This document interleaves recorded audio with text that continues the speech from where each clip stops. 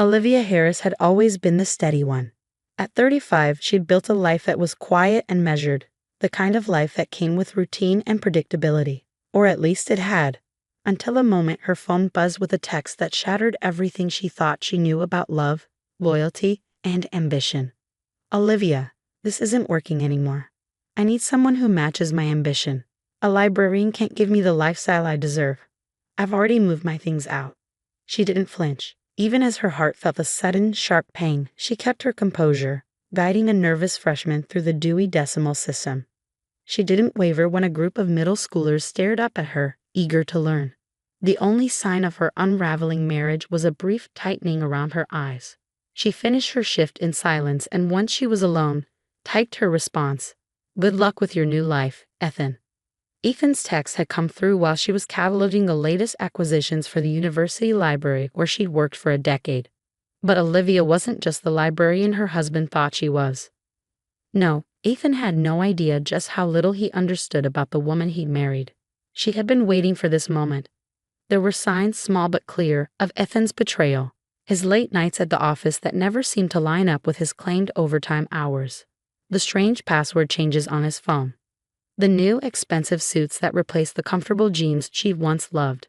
And then there was the dinner receipt from Le Cirque. $400 for two, on a night he'd insisted was spent working late. 3 months ago, that receipt had changed everything.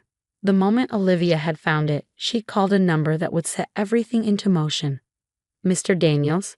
Yes, the acquisition can proceed. Just keep my name off all paperwork for now. Olivia wasn't just a librarian. She was the secret power behind a multi-billion-dollar investment firm, one her family had quietly run for years. The library job? It was her cover, a place to escape the relentless expectations of the Harris legacy. And Ethan? He had never questioned why they lived so comfortably while she refused to touch her salary. He assumed her earnings went toward her books.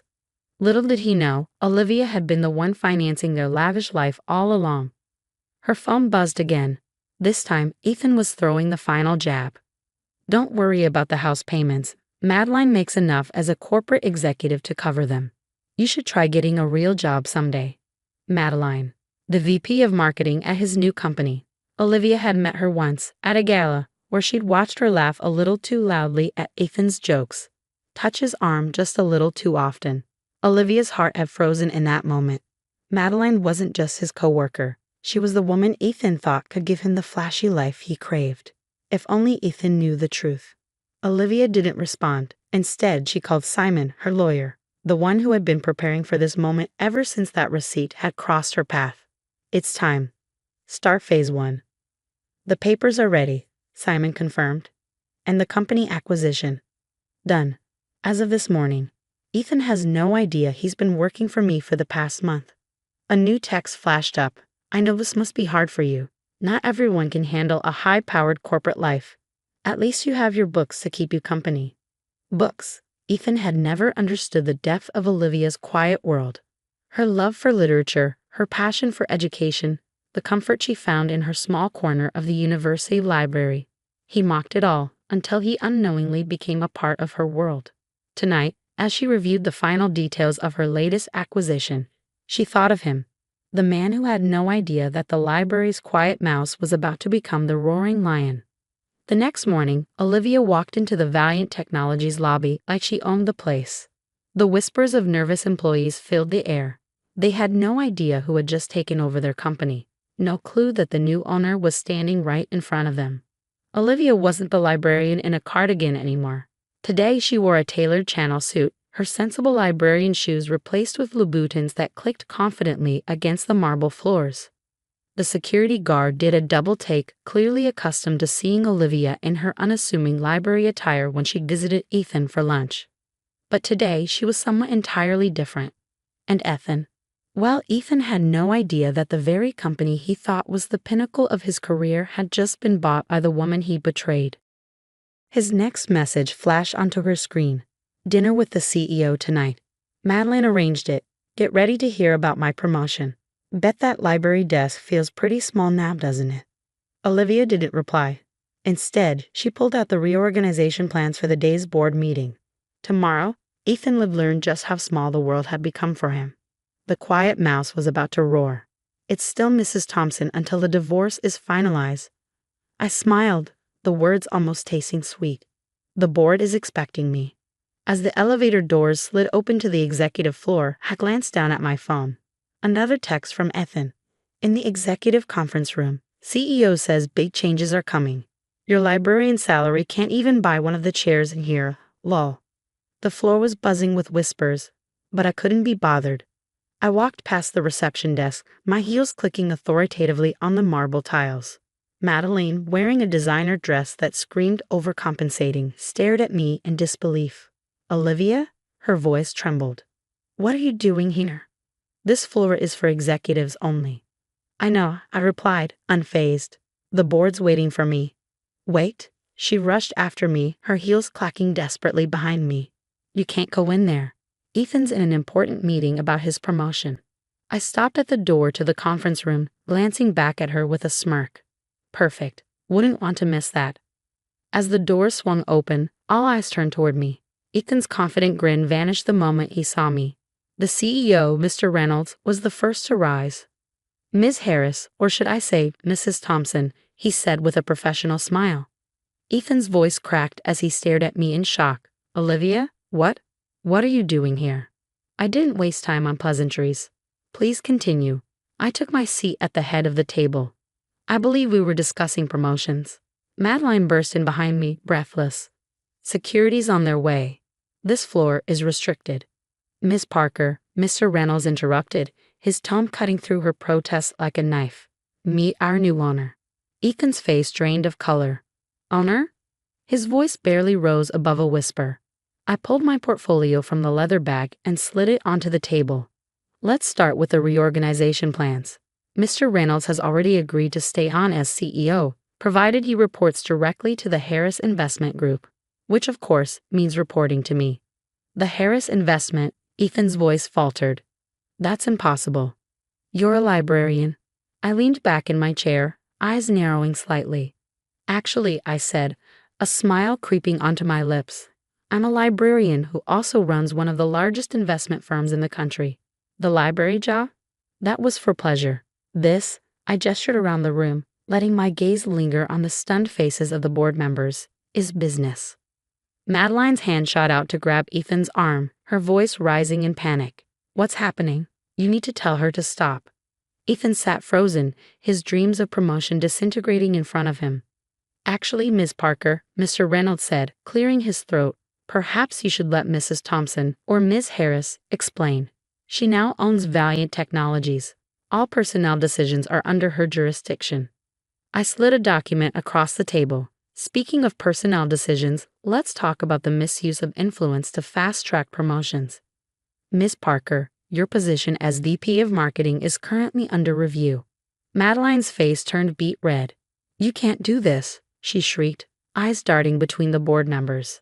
Ethan, tell her. But Ethan could only stare at me, his mind unraveling. The truth was clear to everyone, even him now. I was the one in control. I flipped open a second folder, letting its contents rest on the table with a deliberate thud. I also need to address the unauthorized use of company resources, like using a corporate apartment for personal affairs during office hours. Their guilty expressions confirmed what my private investigators had already uncovered. You've been spying on us? Ethan's voice shook with outrage. No, Ethan, I replied, my tone cold. I've been doing due diligence on my investment. The affair, that was just a bonus discovery. Mr. Reynolds looked uncomfortable, his eyes shifting between me and Ethan. Perhaps we should discuss this privately. Why? I raised an eyebrow, leaning forward. My soon-to-be ex-husband wasn't exactly private about calling me a failure. He certainly didn't hesitate to mock my career. Oh, and let's not forget using our joint credit card to buy his girlfriend jewelry. Madeline's hand flew to her neck, where a gleaming new necklace sparkled. I smiled, my voice laced with sweetness. Of that charge, it was canceled. Fraud alert, you understand. The room was tense, the board members visibly uncomfortable. None of them had known the real identity of their new owner, or the scandal they just walked into. Madeline stood, her voice trembling. You can't fire me. I have a contract. A contract, I said slowly, that includes a morality clause. Section 8, Paragraph 3. It's clear that dating a married subordinate is a breach. I pushed the paper toward her. Ethan stood abruptly, his face turning red with fury. This is just revenge because I left you. Revenge? I laughed softly, the sound cutting through the silence like a blade. Ethan, I bought this company because it was undervalued and had tremendous potential. Your presence here? Just an ironic bonus. And as for your little text message divorce, well, the timing couldn't have worked out better. Turning to the board, I shifted gears. Now let's discuss the real changes this company needs. Our digital infrastructure is outdated. Our market strategy is stagnant. And I glanced pointedly at Ethan and Madeline. Our corporate culture is clearly in need of an overhaul. The next hour was pure business. I laid out a plan that would take Valiant Technologies to new heights, watching as Ethan shrank lower and lower in his chair with each passing moment. Madeline slipped out mid-meeting, no doubt to save face somewhere. When it was over, Ethan tried to follow me to my office, his former dream office. Olivia, he called out, his voice breaking, we need to talk about this. Like you talked to me about our divorce? I turned to face him. Or like you talked about me to Madeline? What was it you called me? A quiet mouse? I didn't mean. You meant every word. I did move an inch. The difference is, I'm not just the librarian you dismissed. I'm the owner of this company, and you're a middle manager with a long history of inappropriate workplace relationships. His face went pale. You're firing me? No, Ethan. I'm transferring you to the data entry department in the basement. Same salary, different responsibilities. After all, I smiled sweetly. Everyone needs a quiet mouse to organize their files. The aftermath was everything I'd hoped for. Madeline resigned before I could officially fire her. Though her resignation letter's victim act was laughable, especially in light of her social media posts about dating a married man. Ethan tried to claim part ownership of my assets during the divorce.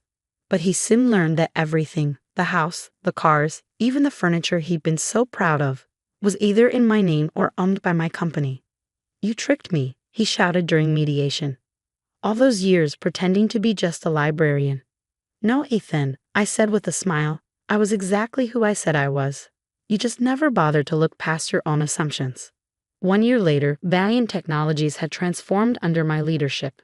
Our stock price had doubled, and the toxic corporate culture had been replaced with merit-based promotion and rigorous ethical standards.